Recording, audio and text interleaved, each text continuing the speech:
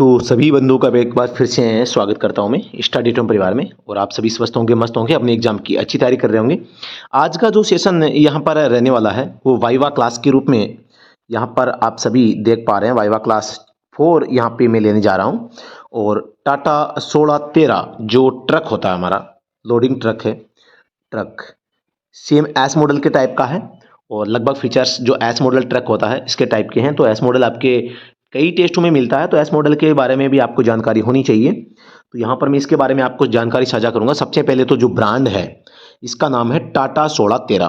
तो टाटा 1613 इसका ब्रांड नाम है, मॉडल नाम है इसका, हम कह सकते हैं ये इसका क्या है, मॉडल नेम है, MODL मॉडल नेम। ठीक है, तो पहली बात तो ये आपको ध्यान होना चाहिए।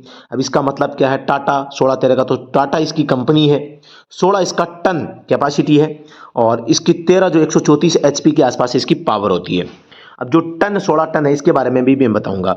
यहाँ पर आप सभी को पता, कोई भी गाड़ी होती है इसकी कैपेसिटी होती है, तो इसकी जो गाड़ी है इसकी कैपेसिटी 16,200 kg है। और ये जो कैपेसिटी है वो फ्रंट व्हील की अलग होती, फ्रंट एक्सल की अलग होती है, रियर की अलग होती है। इसकी लगभग फ्रंट की जो है 6,000 kg सहन करने की कैपेसिटी है और रियर की 10,200 के आसपास की यहाँ पे कैपेसिटी है, 10,200। दोबारा से बता देता हूँ मैं, रियर की जो है वो 10,200 kg, रियर एक्सल की बात कर रहा हूँ मैं। ठीक है, क्योंकि हर एक्सल की यहाँ पे लिमिट होती है। ये गाड़ी वो BS4 में और 6 में भी है, दोनों में गाड़ियाँ आती हैं।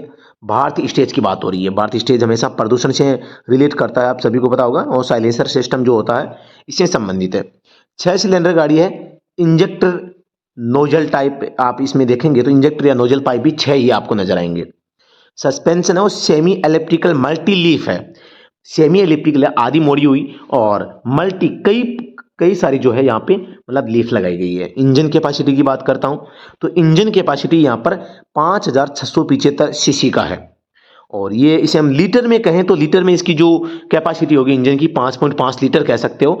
ये क्योंकि कैसे निकालते हैं, आपका जो सीसी होता है, सीसी में आप भाग लगाते हैं 1000 का तो आपके लीटर प्राप्त हो जाते हैं।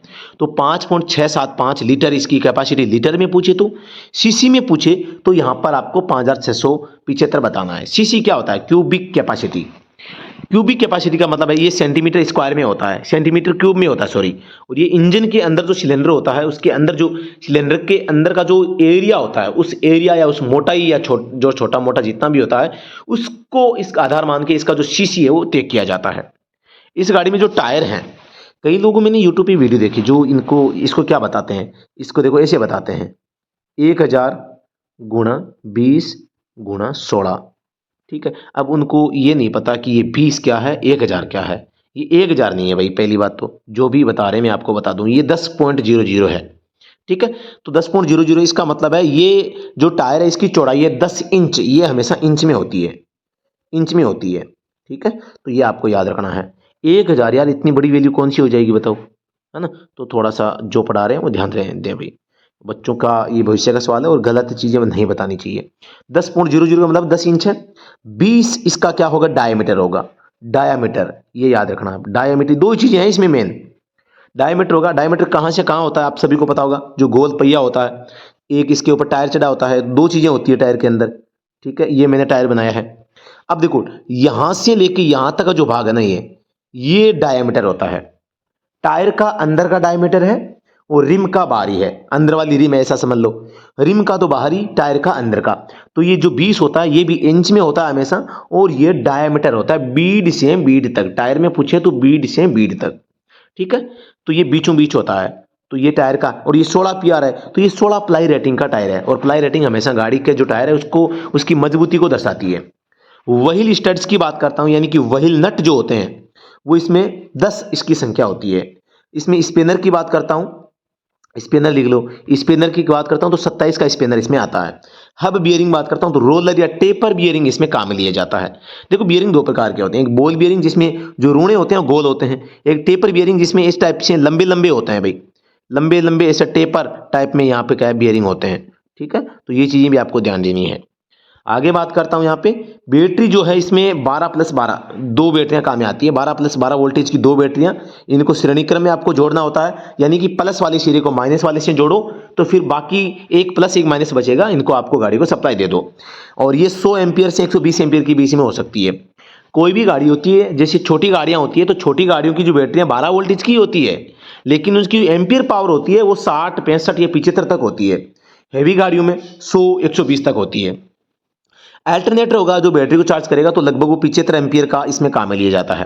16-15 जो है, ये मैं 16-13 की बात कर रहा हूँ, ये जो सारी चीजें हैं। 16-15 होगा तो इसमें 90 एम्पियर का हो सकता है, तो ये 75-90 आप थोड़ा सा देख लेना।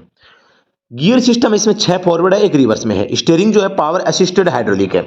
स्टीयरिंग का मतलब यहाँ पे ये है कि यहाँ पे देखो आप, पावर असिस्टेड हाइड्रोलिक, यानी कि जो पावर स्टेडेड का मतलब है ये एयर को भी काम में लेता है, एयर की सहायता से काम करने वाला हाइड्रोलिक है।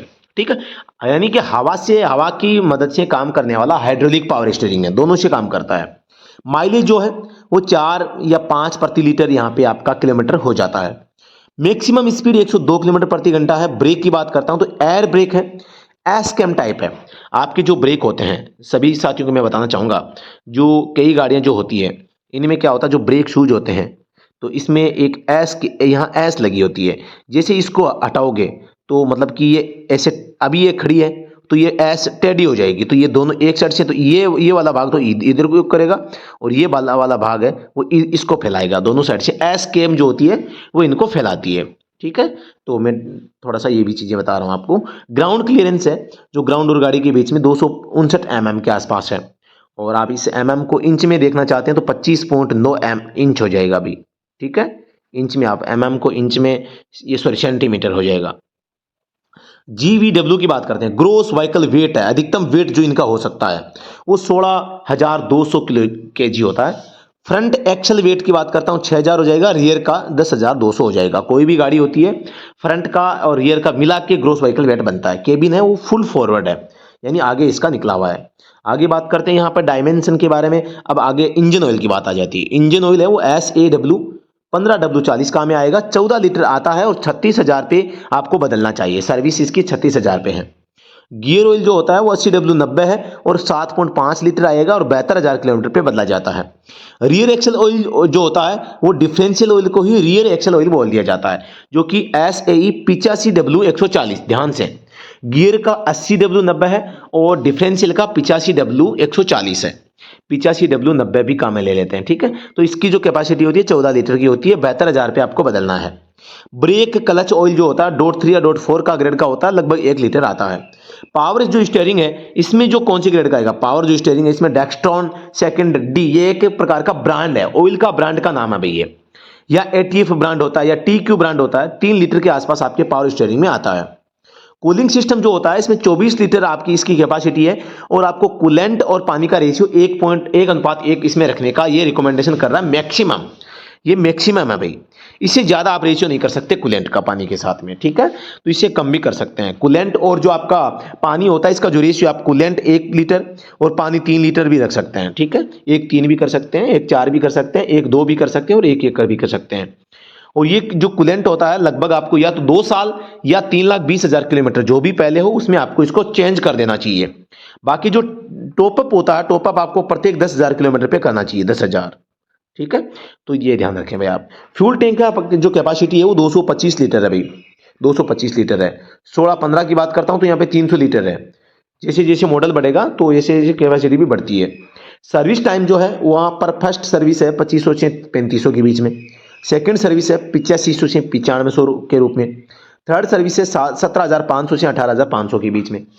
फ्यूल इंजेक्शन जो पंप है वो DI टाइप है। DI का मतलब डायरेक्ट इंजेक्शन टाइप है, जो आपका फ्यूल इंजेक्शन सिस्टम है। ठीक है, तो ये मैंने कुछ जानकारी आपके साथ में यहाँ पे साझा करने का प्रयास किया है। 16-13 के बारे में कुछ भी इंफॉर्मेशन अगर छूट गई है तो आप मुझे बता सकते हैं।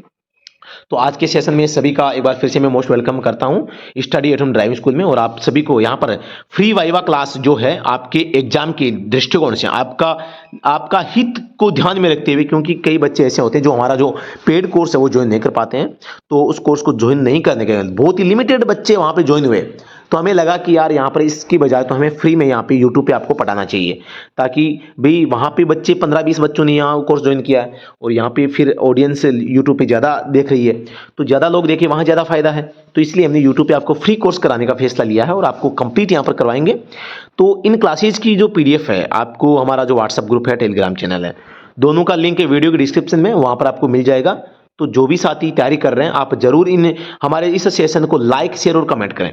अगर ये सेशन आपको पसंद आ रहा है तो आप इसको लाइक कर सकते हैं, शेयर और कमेंट करें। कमेंट में ये जरूर बताएं कि आज के इस वीडियो का क्या फीडबैक है, आपको इस जानकारी से क्या महसूस हुआ, अच्छा महसूस हुआ, नहीं हुआ, आपको कोई फायदा हो रहा है, नहीं हो रहा है। तो जो भी आपके मन में चल रहा है ना, वो सारी चीज आप कमेंट सेक्शन में लिखो। मजा आता है आपका कमेंट पढ़ के, हमें रियलिटी का पता चलता है कि जो मैंने किया था उसका रिजल्ट क्या निकला। नहीं तो यार कोई रिजल्ट नहीं निकलता कि यार आप देख लेते हैं, कमेंट नहीं करते, लाइक भी नहीं करते, 1000 व्यू पर 45 लाइक है, क्या मतलब है यार। थोड़ा सा तो आप कमेंट सेक्शन में बताएं। अगर पसंद नहीं आ रहा है, आपको लगता है बकवास है तो बकवास लिखें, और आपको लगता है कि ठीक है तो ठीक लिखें, मजा आया तो मजा लिखें। और काफी इंफॉर्मेशन आपको मिलती है तो आप इनको काफी मतलब इस हिसाब से आपका जो एक कीमती सुझाव दें भाई, जो आपका कीमती सुझाव वो दें आप, अच्छा तो अच्छा, बुरा तो बुरा, ठीक है। तो यही सेशन में यहाँ पर समाप्त करना चाहूंगा। तो अभी के लिए इतना ही, फिर से मिलते हैं नेक्स्ट वीडियो में, तब तक के लिए धन्यवाद। जय हिंद, वंदे मातरम।